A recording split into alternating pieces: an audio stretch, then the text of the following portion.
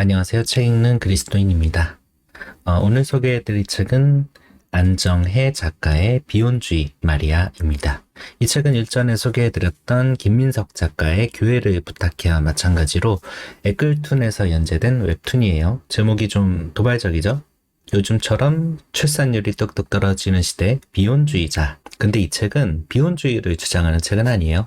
혹자는 페미니즘 책이라고도 하는데 저는 그렇게 생각하진 않아요. 이 책의 주요 주제가 페미니즘은 아니었다고 말하고 싶은 거죠. 제가 느끼기엔 그랬어요. 그저 신앙생활을 해나가는 약자의 이야기였고 여기에는 페미니즘이라는 딱지를 붙일 것도 없이 그냥 성숙한 그리스도인이라면 누구나 관심을 기울이고 응원해야 하는 그런 약자의 문제를 다뤘다. 저는 이렇게 생각을 합니다. 이 책은 한나라는 여자의 결혼에서 이야기가 시작돼요. 여자 집에서 결혼을 반대하는데 그 이유가 언니 때문이에요. 언니가 결혼을 못했는데 동생 먼저 결혼하라는 법은 없다라고 하면서 그 집에서 여자 집에서 반대를 해요. 제가 이전에 교회 언니의 페미니즘 수업이라는 책을 읽었어요. 그 책에서도 그렇고 이 책도 그렇고 교회 여성인권에 큰 영향을 미치는 것 중에 하나가 유교예요. 유교.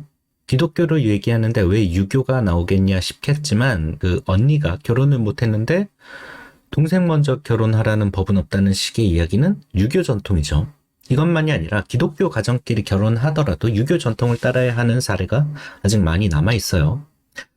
패백이나 혼수 같은 것만 하더라도 유교의 전통이죠. 뿐만 아니라 여성의 가정에서 신부를 남편에게 시집을 보낸다는 그 말 자체가 그러니까 여성을 남성의 집으로 보낸다는 이 말 자체가 상당히 유교적이고 과거의 관습에 메인 말이라고 할 수 있어요. 저도 결혼을 해보니까 이런 식으로 신경 써야 할 문제가 한둘이 아니었어요. 심지어 양쪽 가문이 모두 기독교 집안이었는데도 불구하고 유독 그 유교 전통을 지키느라고 서로 힘들어하고 상처 입는 것을 보기도 하고 경험도 하고 그랬어요. 저는 기독교 가정에서 유교적인 폐해를 떼어내는 것 이런 교육이 교회 내에서 이루어져야 한다고 생각해요. 그것만으로도 여성의 권리를 높이고 양성평등을 이루는데 큰 도움이 될 거라고 생각합니다. 뿐만 아니라 기독교 전통을 세워가는데도 도움이 되겠죠. 근데 지금은 전반적으로 그런 것들이 어떠한 교회에서도 제대로 준비되지 못한 그런 모습이에요. 오히려 모임이 금지된 시국이 강제적으로 유교적인 전통을 깨트리고 있는 그런 모습을 보이고 있어요. 성경을 보면 바울이라는 걸출한 인물이 나와요. 바울은 디모데전서 2장 11절 12절에서 이런 말을 합니다. 여자는 1절 순종함으로 종용히 배우라. 여자의 가르치는 것과 남자를 주관하는 것을 허락하지 아니하노니 오직 종용할지어다. 이 말씀을 기초로 제가 속한 장로교 합동교단에서는 여성의 목회를 허락하지 않아요. 정말 이 말씀 지금 우리가 따라야 할 진리라고 한다면 교회에서도 그렇게 가르치겠죠. 물론 아직도 이런 식으로 가르치는 분이 여럿 계시지만 이처럼 강력하게 여성의 순종을 강요하진 않을 거예요. 왜냐하면 그랬다가는 지금 기독교의 다수를 차지하고 있는 남자보다 더 많은 수를 차지하고 있는 여성 신도를 다 잃을 테고 앞으로는 더더욱 그렇게 될 가능성이 크니까요. 성경은 시대의 흐름을 담고 있어요. 당대의 시대상을 살피면 성경을 이해하기가 한결 쉽죠. 한때 유행한 책 중에 그 1세기 교회 예배 이야기라는 책이 있어요.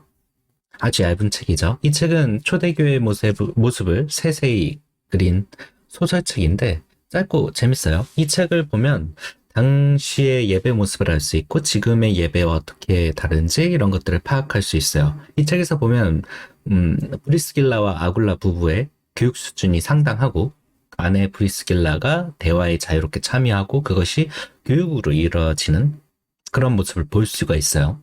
당시 시대상을 보면 여자와 아이는 소유물로 여겨졌어요. 돈 주고 팔 수도 있을 정도 아니면 애기들 같은 경우에는 그러니까 여자아이 혹은 장애인 이런 애들이 태어나면 법적으로 자유롭게 버릴 수도 있고 이런 상황이었어요. 그런 흐름은 전 세계 역사 곳곳에 남아있죠. 우리나라도 언어적인 측면에서 이런 부분이 많이 남아있다고 생각을 해요. 근데 이 책은 성경을 있는 그대로 받아들일 것인가 아니면 시대적인 맥락에 따라서 해석을 할 것인가를 놓고 고민을 합니다.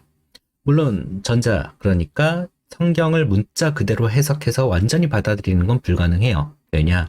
우리가 구약의 모든 말을 따랐다면 그건 기독교가 아니라 유대교죠. 그럼 우리는 어떻게 해야 하느냐? 성경의 맥락을 봐야죠.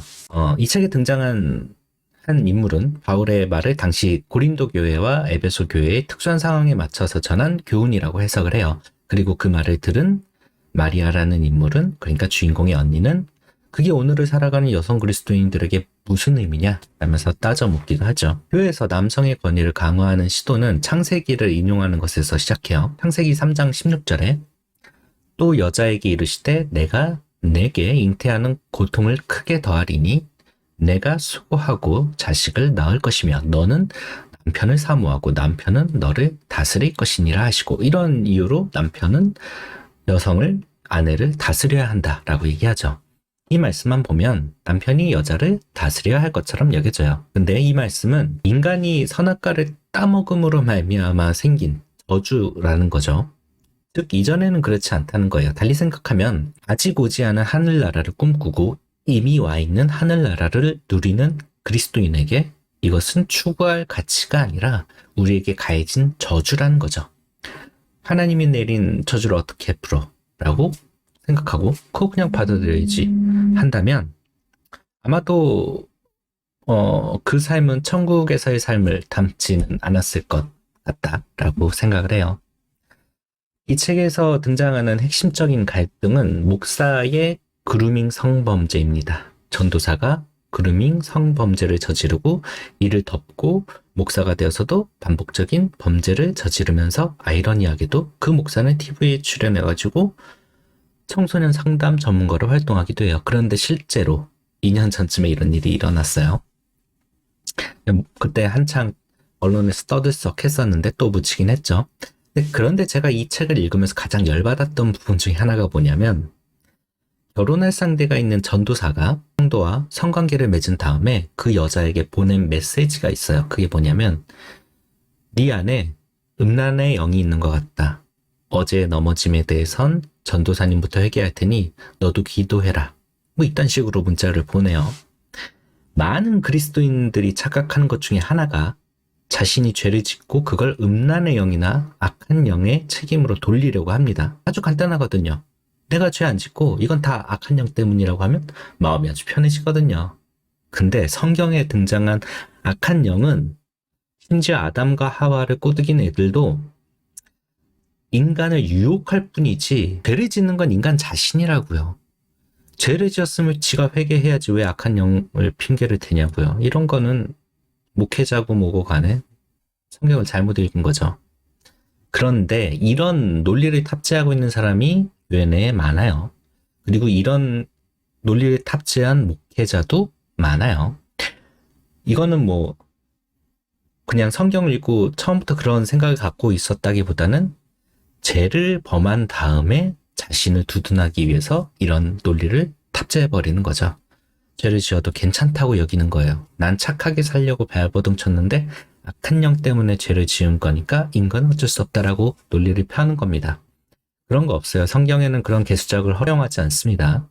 성경은 회개하라고 하고 하나님 앞으로 나아오라고 합니다. 이 책의 내용을 모두 소개하긴 어려워요. 이게 웹툰이고 만화이기 때문에 한 2시간 정도면, 뭐 책을 평소에 잘 안 읽어도 한 2시간 정도면 읽을 것 같아요. 집중해서. 저는 이 책을 기독교인, 그 중에서도 목회자나 전도사, 교회의 중직자들이 반드시 읽었으면 좋겠어요. 그리고 더 나아가서 제가 출석하는 장로교 합동 측에서 여성 목회자를 인정하고 기왕 양성평등 주장하는 김에 여성 장로도 세워가지고 교회 운영에 참여하게 했으면 좋겠어요. 이 책에 어떤 내용이 나오냐면, 교회 내에 성범죄를, 목회자나 뭐 전도사가 성범죄를 저질렀을 때 그거를 치리하는 법률이 없다고 해요. 법률이 제정된 교단 자체가 거의 드물다고 해요. 그런 이유 중에 하나가 그 교회 운영 자체를 남자들이 하고 있거든요. 여성들은 참여하지 못하거든요. 전 그런 것들을 고치기 위해서라도 여성의 참여가 필요하다고 생각합니다. 요즘 세상에 여자의 교육 수준이나 리더십이 부족하다는 식의 논리는 더 이상 먹혀들지 않을 거예요. 저는 결국 이런 식으로 교회가 변할 수밖에 없다고 생각을 합니다. 그렇다면 먼저 이에 대해서 준비하고 기왕이면 먼저 계약하는 것이 좋지 않을까 그렇게 생각을 합니다. 마지막으로 이 책에서 제 마음을 움직인 한 구절을 소개하고 마칠게요. 어릴 때부터 시작해서 뼛속까지 교회 중심적인 삶을 살아온 사람이 나였으니까요. 이런 말을 합니다. 그루밍 범죄를 접하고 저항하지 못하는 이들의 면면을 살펴보면 교회가 있어요. 이 사실을 밝히면 교회가 망가지니까, 하나님이 사랑한 교회가 망가지니까 그거는 기독교 교리에 맞지 않다고 생각하는 거죠. 그런데 저는 이런 교회 중심적인 삶을 살라고 하는 이 메시지가 하나님 나라를 망치는 강력한 메시지 가운데 하나라고 생각해요. 예전에 제가 다니던 교회가 있었어요. 그 교회 사람들은 종종 만나면, 특히 권사님들을 만나면 이런 말씀을 저한테 하세요. 어디서 신앙생활 하고 있느냐고 물으시고, 저는 제가 동네에 있는 교회를 다닌다고 하면 그분들은 대체로 혀를 차시거나 아니면 또 뭐 한숨을 쉬시면서 이런 말씀을 더 하시죠. 그래도 우리 교회 나와서 신앙생활 해야지. 근데 그만큼 그분들이 그 교회를 사랑한다는 말씀이지만 또 한편으로는 그 교회만 중시한다라는 거죠. 저는 그런 말을 숱하게 들을 때마다 이런 생각을 해요. 아, 저분이 예수님께서 패하신 예루살렘을 다시 세우셨구나. 이런 사례는 교회 내에서도 있었어요. 제가 한 번은 형을 만나러 성가대에 갔었는데 어떤 분이 그러시더라고요. 동생은 교회 열심히 출석해요. 근데 저는 그때 교회에서 아주 살았거든요. 청년부 총무인가 그랬어요. 그래서 뭐 그분 눈에는 제가 안 띄니까 그런 질문을 한 거예요. 형은 열심히 하는데 왜 넌 안 하느냐라는 식으로. 그래서 제가 그랬어요. 성가대는 제 소명이 아니라서 안 한다고. 근데 그분이 그 대답을 듣고 좀 황당해 하시더라고요. 근데 그분에게는 성가대가 예루살렘이었던 거예요. 그곳에서 예배를 드려야 진짜 예배라고 생각을 한 거죠. 그리스도인은 교회 중심이 아니라 하나님 나라 중심이어야 한다고 생각해요. 이 용어를 고쳐서 사용하기 전까지 교회의 일그러짐이 계속 지속되지 않을까? 저는 그렇게 생각을 합니다. 오늘도 기도로 마치겠습니다.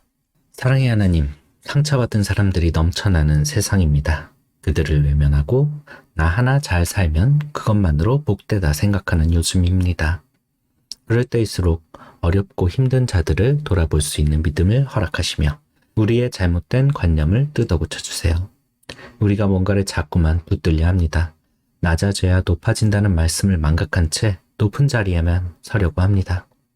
지켜야 할 가치가 뭔지 다시 생각하게 하시고 그것을 위해 사력을 내 살아가는 내가 되게 하소서. 예수 그리스도의 이름으로 기도했습니다. 아멘.